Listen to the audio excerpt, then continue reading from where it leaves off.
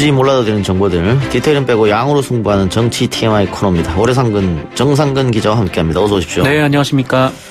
오프닝 때도 들었습니다마는 오늘 민주평화당 비당권파들이 집단 탈당을 했습니다. 네, 지난해 2월에 이 국민의당 분당 과정에서 민주평화당이 결성이 됐으니까 창당 1년 6개월 만에 다시 분당의 길로 들어섰습니다.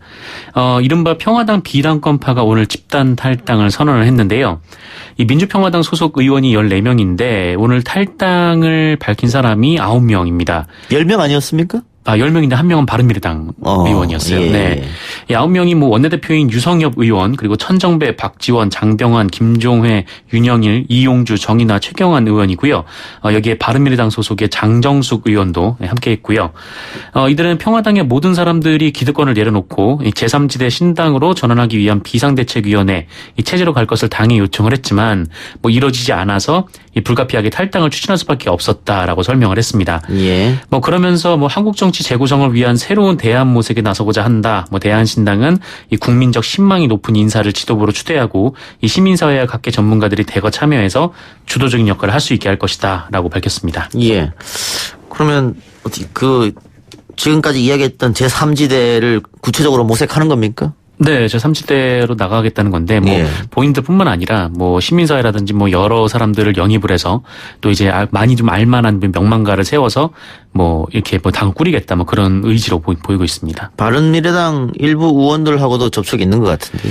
바른미래당 의원들 같은 경우에는 오늘 연합뉴스랑 통화를 한 의원이 있는데, 예. 여기서 이 사람이 호남계 의원이라고 해요. 예. 바른미래당에 있는 이 호남계 의원인데, 이게 일찌감치 제3지대 빅텐트를 꾸리고 그 가치와 정신에 동의하는 모든 세력이 들어와야 한다. 이것은 민주평화당이라든지 또 바른미래당에서 다 나왔던 얘기다. 이렇게 얘기를 하면서 좀 본인도 좀 같이 할 수 있다. 이런 좀 내용인 것 같습니다.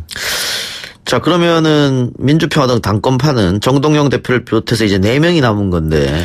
네네. 일단 입장은 어때요? 잘 나갔다라는 분위기입니다. 이 정동영 대표가 오늘 오전에 이 최고위원회에서 관련된 입장을 밝혔는데, 민주평화당은 구대 정치로부터의 해방을 선언한다. 이렇게 밝혔습니다. 예. 그러니까 저쪽의 이름이 대한연대잖아요. 예. 대한연대인데, 정동영 대표는 구태라고 그냥 치부를 해버린 거죠. 정동영 의원은 구태 정치는 말과 행동이 다르고 명분과 국민이 없는 것이 특징이다라면서 이 동반 탈당은 안타깝지만 최선을 다해 말리고 설득했다 이렇게 얘기를 했습니다. 그러면서 탈당 선언물에 이 당원과 국민 명분이라는 세 가지가 없었다면서 지난 2002년 당시 이른바 이제 그 후단협 관련된 얘기를 하기도 했었습니다. 예. 이렇게 되면 민주평화당은 원내 사당의 지위를 잃게 될 테고. 네네. 패스트트랙은 어떻게 되는 겁니까? 이 패스트트랙이 좀 관심이 모아지고 있는데 이게 별로 좋지는 않은 신호로 지금 언론에서 해석을 하고 있습니다. 예. 특히 선거제도 개혁이 그런데요. 사실 이 탈당파들이 당을 만들어도 쉽게 지지율이 올라가기는 좀 쉽지 않은 좀 그런 상황들이 좀 예. 있거든요. 이 과거 사례를 보더라도요. 근데 이제 유일한 3지대 성공 방법이 이 대형 정치인의 영입인데 초기에 안철수 대표라든지 최소한 이제 문국현 전 창조한국당 이 대표 같은 좀 신선한 이미지를 영입하기는 좀 쉽지 않아 보인다.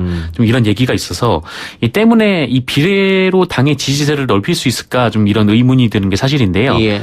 이와 관련된 질문이 오늘 유성엽 원내대표에게 나왔다라고 합니다. 예. 그래서 유성엽 원내대표가 이렇게 얘기를 했는데 이 패스트트랙 관련해서는 아직 구체적으로 논의를 하지 않았다라면서 이 연동형 비례대표제 도입은 이 한국 정치개혁 발전을 위해서 꼭 필요한 일이지만 이 지방균형 발전을 훼손시키는 것도 중대한 문제라고 보기 때문에 진지하게 논의할 것이다. 이렇게 얘기를 했다고 합니다.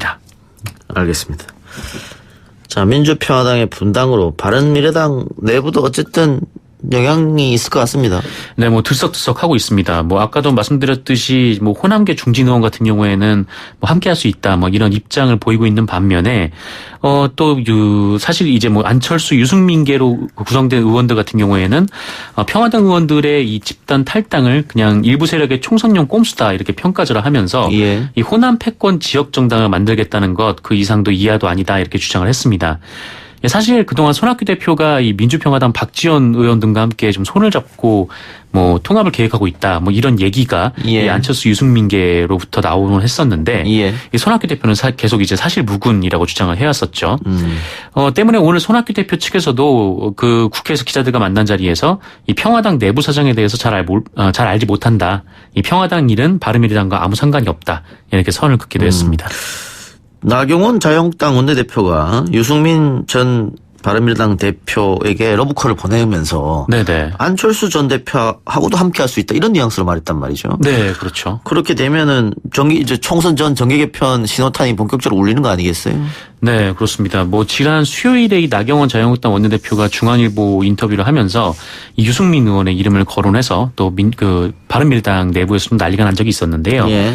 이때 나경원 원내대표가 했던 말은 그 유승민 의원과 통합을 안 하면 뭐 당은 미래가 없다라고 하면서 그러면서도 이 통합 시점에 대해서는 바른미래당이 정리가 돼야 하고 이 손학규 대표가 나가야 정리가 될 것이다 이렇게 주장을 하기도 했었습니다. 예. 자, 근데 이 정계 개편의 신호탄을 어떻게 보면 총선 전에 민주평화당의 탈당파를 올린 것 같은데. 네. 이게 뭐 태풍의 눈이 될 수도 있고 미미한 바람으로 그칠 수도 있잖아요. 이게 바른미래당 내부에서는 예. 뭐 사실 이 나경원 원내대표의 발언 이후에는 뭐 당권파 측에서 이제 난리가 났었고 이번에 이제 민주평화당의 분당 이후에는 또 안철수 유승민계가 좀 난리가 난 좀 그런 측면이 있는데 결국은 양측 모두 이제 쉽게 당을 나가지 못하는 좀 그런 상황이다 보니까 이게 뭐 추석 지나고 뭐 제3지대가 뭐 본격화 움직임이 된다고 해도 이 바른미래당이 또 쉽게 갈라설 수가 있을지 뭐 그 부분도 좀 아직은 좀 미지수여서 네, 실제로 이 제3지대 신당이 만들어질지, 그리고 또 그 제3지대 신당이 뭐 그 과거 이제 바른미래당이나 뭐 민주평화당과 이렇게 큰 차이점이 있을지, 뭐 이 부분은 좀 회의적인 좀 그런 시선이 있는 것 같습니다. 어쨌든 이 부분 뭐 시간이 지나면은 결론이 어떻게 날지 알 수 있으니까요. 네. 좀 지켜보고요. 자유한국당 이야기 해볼까요? 홍준표 전 당대표가 당 지도에 대해 비판을 쏟았습니다. 네, 홍준표 전 자유한국당 대표는 어제 페이스북에 이 자유한국당 내 친박계를 이 몰락한 양반을 의미하는 잔반에 비유를 했습니다. 홍준표 전 대표는 이 정치는 행위 책임이 아니라 결과 책임이라면서 이 결과가 잘못되면 자기 잘못이 아니더라도 책임을 져야 하는 것이 정치다라고 밝혔는데요. 그러면서 이 잔반들이 뭐 숨을 죽이고 있다가 다시 권력을 쥐려고 하면 이 국민들이 그걸 용납하리라 보느냐라면서 이 당이 책임지는 신보수주의가 아닌 이 잔반의 재기 무대가 되면 그 당은 국민의 신뢰를 얻기 어렵다라고 비난을 했습니다. 뭐 결국 이 황교안 대표를 좀 겨냥한 걸로 보이는데 최근에 황교안 대표가 이 친박계를 중용한다라는 논란에 대해서 한마디를 한 걸로 보입니다. 그런데 뭐 이번뿐만이 아니고 황교안 체제가 들어서고 나서 홍준표 전 대표가 계속해서 황교안 대표를 공격하지 않았습니까? 네, 뭐 당권 선거 때에도 계속해서 황교안 대표를 비판을 했었고, 뭐 사퇴한 이후에도 계속해서 황교안 대표 쪽을 공격을 하고 있습니다. 정치적 목적이 있을까요? 뭐 어차피 이번 그 황교안 체제로 이제 총선을 치른다라는 목적이 있기는 하지만 결국 이제 뭐 장기적으로는 대선 레이스 아니겠습니까? 거기서 뭐 본인도 뭐 존재감을 좀 드러내야 하지 않을까? 좀 이런 판단이 아닐까? 좀 그런 얘기가 있는 것 같습니다. 예. 자, 이번에는 여당 얘기 해봅시다. 자, 지난 9일 문재인 대통령이 장관급 인사들에 대한 개각을 단행했는데 네. 역시 가장 큰 관심거리는 조국 법무부 장관 내정자였습니다. 네, 가장 큰 관심을 모으고 있는데 이 자유한국당은 뭐 그야말로 결사항전태세다 뭐 이런 얘기가 나오더라고요. 뭐 특히 이제 조국 법무부 장관 같은 경우에는 뭐 낙마를 시킨다, 꼭 낙마를 시킨다 뭐 이런 입장을 일하고 하는데 특히 이 조국 후보자의 이념을 문제 삼아서 뭐 낙마를 시킨다 이런 생각으로 좀 보이고 있습니다. 청문회 보이콧도 이야기하던데요? 청문회 보이콧이 일부에서 나오긴 하지만 그래도 청문회를 열어서 뭐 청문회 내부에서 좀 뭐랄까요? 하여튼 조국 수석에 대한 공격을 하는 게 더 낫지 않나 좀 그런 얘기가 좀 많다라고 하는데요. 뭐 일단 뭐 자유한국당에서는 뭐 이런 논문 표절이라든지 뭐 아니면은 뭐 재산 형성 의혹이라든지 뭐 민간인 사찰 의혹이라든지 뭐 이런 부분에 대해서 집중적으로 제기를 한다라는 계획을 갖고 있는 것 같습니다. 자유한국당에서 이렇게까지 조국 전 수석을 반대하는 이유는 어디에 있습니까?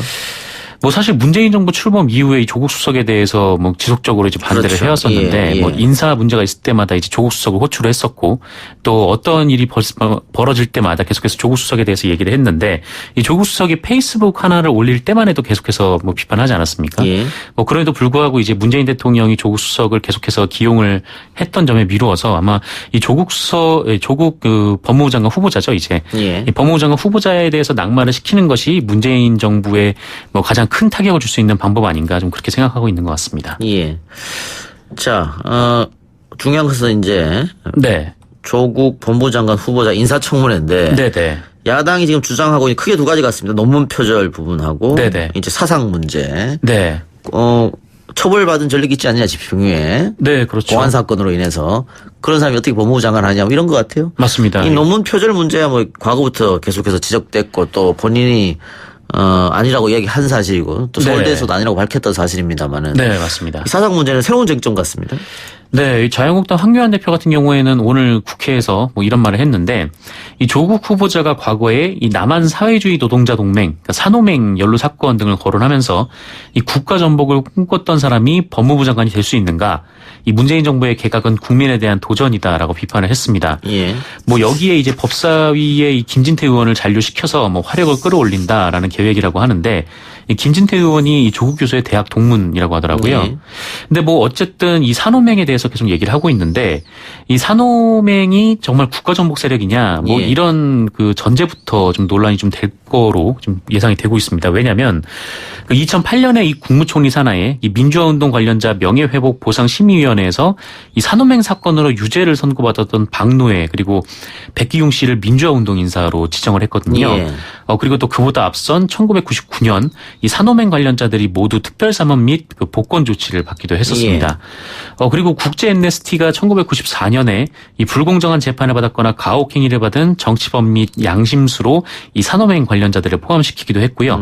이때 조국 후보자 역시 이 산호맹 사건으로 옥고를 치르던 당시에 올해의 양심수로 엠네스티에서 선정이 된 바 있습니다. 예. 그러니까 이것이 국가 전복 세력이었냐 네. 아니면 민주화 세력이었냐 세력이었냐 네네. 이런 쟁점이 있단 말씀이죠. 그렇습니다. 알겠습니다. 그 부분은 분명히 청문회에서 나올 문제니까 국민들이 판단할 테고요. 이 폴리페서 논란은 어떻습니까? 폴리페서 논란은 뭐 서울대 내부에서 뭐 학생들이 뭐 폴리페서다 이렇게 비판을 하고 있다라는 예. 얘기도 있고 또 반면에 이 서울대 또 다른 학생들 같은 경우에는 그 학생들의 주장이 좀 문제가 있다. 라고 또 반박을 하는 또 그런 상황이 이어지고 있는 좀 그런 상황이기도 하고요. 다만 조국 수석이 과거에 이 이른바 이제 교수직을 맡았다가 이제 정치권으로 갔다가 다시 또 교수로 복귀하는 것에 대해서 좀 비판적인 글을 쓴 적이 있기 때문에 예. 뭐 이 부분은 좀 논란이 될 예. 것으로 보입니다. 그 부분에 대해서 조국 전 수석은 본인이 비판했던 것은 정치고 네. 자신은 공무원이기 때문에 네네. 다르지 않느냐 아마 이 이야기인 것 같아요. 네, 선거를 그렇습니다. 조국 통하지 수석이 않았기 반발하고 때문에. 있습니다. 예. 한상혁 방송통신위원장 내정자도 관심을 모으고 있다고요? 네, 이 한상혁 민주언론시민연합 공동대표가 방송통신위원장에 내정이 됐는데 예. 이 한상혁 내정자는 이 노무현 정부 시절 그 옛 방송위원회가 정보통신부의 통합 그리고 IPTV 도입을 논했던 이 방송통신융합추진위원회 전문위원으로 활동을 한 바가 있습니다. 이 노태우 대통령 시절에 이 관건 선거 개입을 양심 선언한 이 한준수 전 연기군수의 아들이기도 하고요. 당시 보험회사에 다니다가 이 아버지 재판을 보면서 사시 준비를 해서 네, 통과가 됐다라고 또 전해지고 있고요. 뭐 중앙대 언론학 석사를 거치면서 언론 쪽에도 전문가로 활동을 하기도 했고 또 이명박 정부 시절에 그 야권 추천 그 문화방송진흥회 이사를 거치기도 했고요. 각종 언론 관련 소송에도 네, 변호를 맡기도 했었습니다. 이 주목되는 것은 이 하반기 종편 제어가 그리고 지상파 중간 광고 허용 같은 이 미디어계 핫 이슈가 있는데 예. 또 이에 어떻게 대응할지 여부인데요. 이 언론은 이 한상혁 변호사의 등판이 이 종편 제어가 등에서 원칙적으로 대응하겠다는 의미로 이 종편에는 일종의 경고장을 보낸 셈이다. 뭐 이렇게 평가를 하는 곳도 있습니다. 최근 가짜 뉴스가 극성이다 이런 얘기가 있던데 한상혁 네. 내정자가 거기에 관해서 워딩을 했다고요? 네, 오늘 오전에 이 과천에 출근을 하다가 기자들과 만났는데 예. 뭐 가짜 뉴스 규제 의사를 피력을 했습니다. 그러니까 법률가로서 표현의 자유 중요성은 아는데 뭐 지금 문제가 되고 있는 가짜 뉴스는 표현의 자유 밖에 있는 내용이다라면서 의도적인 허위 조작 정보, 극단적인 혐오 표현 등은 규제 대상이 돼야 한다. 구체적이고 체계화된 제도를 정비하겠다. 이렇게 강조를 했습니다. 예. 다만 이 가짜 뉴스 판단을 정부가 할 수 있는가? 뭐 이 부분에 대해서는 좀 말을 아꼈는데요. 이 어떤 정보를 허위 조작 정보로 볼지 정의하는 게 중요하다라고 덧붙였습니다. 예. 그러니까는 새로운 방통위원장 내정자 앞에 여러 가지 놓여있는데 그중에 하나가 가짜뉴스 문제이고. 네네. 또 하나는 이 종전 지상파에서 계속 요구했던 게 이제 종편 수준의 중간 광고를 허용해달라 이거잖아요. 네네. 예. 종편이 특혜를 받고 있다. 네, 그렇습니다. 그 문제하고 또 종편 제어가 문제. 종편 제어가 문제도 있죠. 굵직굵직한 어떤 사건들이 앞에 남아있네요. 네, 사실 굉장히 좀 굵직한 이슈들이 남아있는데 이 중간에 이효성 방통위원장이 사퇴를 해서 좀 다음으로 넘어가게 됐습니다. 알겠습니다. 다른 얘기 해보죠. 자, 정부가 일본을 화이트리스트에서 제외하는 결정을 했습니까? 네, 그 일본의 좀 불합리한 이 경제 조치에 대해서 우리 정부도 일본을 이 백색 국가에서 제외하기로 했습니다. 예. 뭐 눈에는 눈, 뭐 이에는 이, 뭐 이런 대응이라고 하는데, 정부는 지난달 4일에 그 일본의 첫 수출 규제가 단행된 뒤에 뭐 끈질긴 설득 작업을 이어왔지만 이 양국 간 갈등이 해소될 기미가 보이지 않음에 따라 더는 일본과 무역 부분에서 공조를 이어가기 어렵다 이렇게 판단을 했다라는 건데요.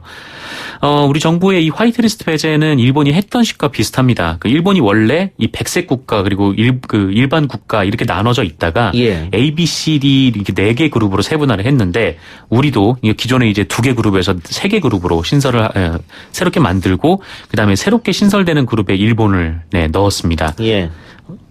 그 일본이 우리한테 그렇게 했을 때 백색 국가에서 제외했을 때 우리가 이거는 국제 관례에 어긋나는 것이다 해서 WTO에 제소하겠다 그랬지 않습니까? 네네. 근데 우리가 똑같이 하면은 우리 명분이 없어지는 거 아니에요? 사실 명분이 조금 다르긴 한데요. 그러니까 일본 같은 경우에는 그러니까 이게 우리나라를 이제 화이트리스트에서 배제를 하면서 이 전략물자 관리 차원이다.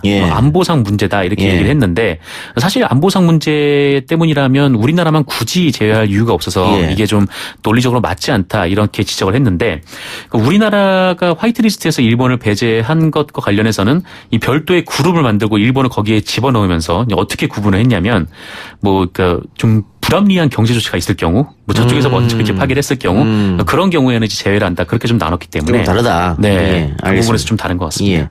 지난 주말 굉장히 큰 핫 이슈였습니다. 논란을 불러일으켰던 한국 콜마의 윤동환 회장. 사퇴를 결심했습니까? 네, 어제 사퇴를 했습니다. 본인이 사퇴한다고 해서 이게 해결될 문제는 아닐 것 같은데. 네. 어쨌든 뭐 국민들의 지금 분노가 폭발한 상황이고 사실 그 윤동환 회장이 이 사퇴를 하긴 했는데 이 지주회사인 한국콜마 홀딩스 공동대표 자리에서 물러난 거고 이 한국콜마 같은 경우에는 이 아들인 윤상현 총괄사장이 계속 경영을 하게 됩니다. 그러니까 과연 이게 사퇴가 진정한 사퇴는 진정성이 있느냐. 네네. 혹은 기자들 불러 모아놓고 사과문을 발표했는데 그 사과가 진정성이 있느냐. 문답도 하지 않았거든요. 네, 뭐 소나기만 피하려는 거 아니냐. 그렇죠. 뭐 이런 얘기였는데 이 뭐 어쨌든 이 한국콜마 측 얘기도 그렇고 뭐 한국콜마에서 일하고 있는 사람이라고 하는 뭐 어떤 사람이 이제 또 커뮤니티 페이지에 글을 올리기도 했는데 뭐 이런 얘기였습니다. 그 영상 자체는 좀 문제가 있지만 한국콜마 회장의 얘기는 뭐 이런 식으로 주장을 하면 안 된다. 부적절한 내용이다. 그렇습니까? 이렇게 얘기를 했다라는 건데 그럼 굳이 그거를 왜 조회 시간에 직원들을 다 불러놓고 틀었냐라는 거죠. 네. 그러면서 그 뭐 특정 지방에 있는 분들이라든가 폄하하기도 했었잖아요. 네, 뭐 특정 지방에 있는 분들, 그러기도 했었죠. 그러니까 그런 문제에 대해서는 다른 언급이 없었기 때문에 글쎄요. 이게 또 유명 또 화장품 업체인데 여성들을 대상으로 장사를 하는 곳 아닙니까? 근데 또 여기에 또 여성 비하 또 발언도 있어가지고, 문제가 좀 커지고 있습니다. 어쨌든 또 불매운동이 벌어지고 있기 때문에 깜짝 놀라지 않았을까. 그래서 이런 결정을 하지 않았을까 싶고요. 네네. 일본 마이니치 신문이 미국이 강제징용 문제와 관련해서 일본을 지지하고 있다, 미국이. 라는 보도를 내놨고 청와대가 아니다라고 이야기를 했다고요? 네, 그렇습니다. 그러니까 이 마이니치 신문 보도는 이런 건데요. 그러니까 일본 외무성이 우리 대법원 판결 뒤에 이 원고 측이 미국 소재 일본 기업의 자산 압류를 신청할 것에 대비해서 이 미 국무부와 협의를 진행했고 이 미국 측의 협력을 약속받았다라는 건데 이 청와대는 이에 대해서 미국 측에 확인을 했지만 사실이 아니다라는 답변을 들었다고 밝혔습니다. 그러면서 이 고민정 청와대 대변인은 뭐 한국 NSC 같은 경우 거의 이제 미국과 수시로 소통을 하고 있다라면서 그쪽 차원에서 미국 측에 확인을 했는데 사실이 아니라는 답을 들었다. 뭐 그 부분을 확인한다라고 강조를 했습니다. 알겠습니다. 오늘 정상근 기자 이야기는 여기까지 듣겠습니다. 수고하셨습니다. 네, 고맙습니다.